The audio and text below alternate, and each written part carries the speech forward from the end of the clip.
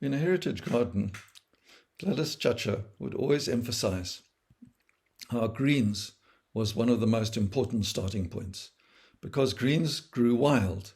And Baba Asafo found that the daily harvesting of seasonal wild greens, imifino, was a foundation for homegrown greens, mfuno, and modern vegetable species in homestead gardens.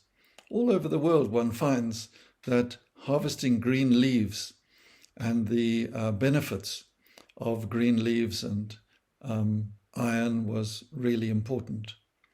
But when one looks at the importance of imifino in a garden, what Baba Safo started with students working in agricultural curriculum around their concerns was the fascinating insight that they would use cattle dung to fertilize in a garden, and then they wouldn't throw away, dig out, or weed the edible wild plants, and their gardens became a wild plant garden as well as an umfuno garden.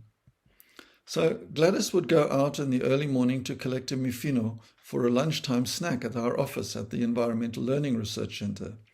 She went in the early morning so that her neighbours would not see her collecting around the cattle kraals as her mother had taught her when she was a young girl. She liked wild greens in preference to greens she could buy at the supermarket and near the taxi rank. It was hard to find mifino these days, as many people treated wild greens as greens for poor people and who could not afford to buy cabbage. So Gladys felt even a little embarrassed to go and pick the greens until we actually discovered that one could have great pride in having the knowledge of which greens to pick. So green leafy vegetables and anemia, really important for our health. What have we got today? Well, today you can buy cabbages in a supermarket and then you'll be recognized as rich rather than poor for picking the wild greens in the veld. And what does this mean to us today? Well, we have to think very seriously about our health and prejudices. Is it really good to pick wild greens or not? How do we know which wild greens are safe to pick? And the things that we could try together is growing green leafy vegetables in a garden, or looking at starting up a community garden to look at health and well-being in a particular area. And at the foundation, as Gladys had described, to touch the past with our memories. Her memories brought back the idea of the imifino.